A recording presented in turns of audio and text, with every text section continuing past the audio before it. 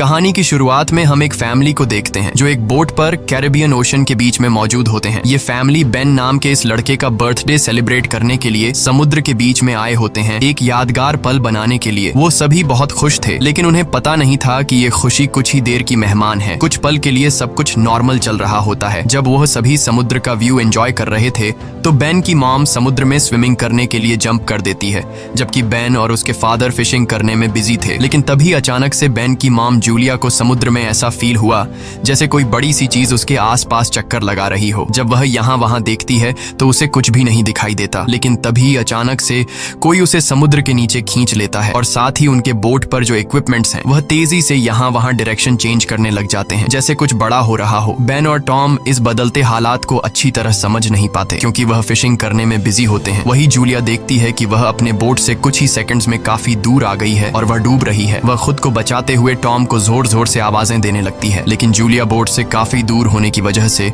उस पर किसी का भी ध्यान नहीं जाता और यहाँ पर जूलिया को फील होता है कि समुद्र का पानी तेजी से पीछे की तरफ जा रहा है। जूलिया अपनी बेटी कैसी को आवाज देने लगती है, लेकिन कैसी हेडफोन लगाकर सनलाइट एंजॉय कर रही होती है। बेन, कैसी और टॉम को बिल्कुल भी नहीं पता होता कि जूलिया स्विमिंग करने समुद्र में उतरी है। जूलिया धीरे धीरे उनसे और दूर होती जा रही थी, लेकिन तभी खुशकिस्मती से टॉम को हल्की सी जूलिया की आवाज सुनाई देती है। वह जूलिया को देख लेता है और टॉम उसे बचाने के लिए फौरन पानी में जंप कर देता है। दूसरी तरफ बेन बोट का इंजन स्टार्ट करके उनके पास ले जाता है। लकीली टॉम जूलिया को डूबने से बचा लेता है। जब वह बोट के करीब पहुंचते हैं तो उसके बाद बेन और कैसी उन दोनों को बोट के ऊपर खींच लेते हैं और इस तरह से जूलिया की जान बच पाती है। अब बोट पर टॉम अपनी बेटी कैसी पर गुस्सा करता है। वह कहता है कि तुम्हारा ध्यान कहाँ था? मैंने तुमसे कहा भी था कि जब तुम्हारी मॉम स्विमिंग करने समुद्र में उतरेगी तो तुम्हें उस पर नजर रखनी है। कैसी सॉरी करती है और कहती है कि मैंने हेडफोन पहन रखे थे। रात होने वाली होती है, इसीलिए वह सब बेन की बर्थडे सेलिब्रेट करने के लिए तैयारी करने लगते हैं।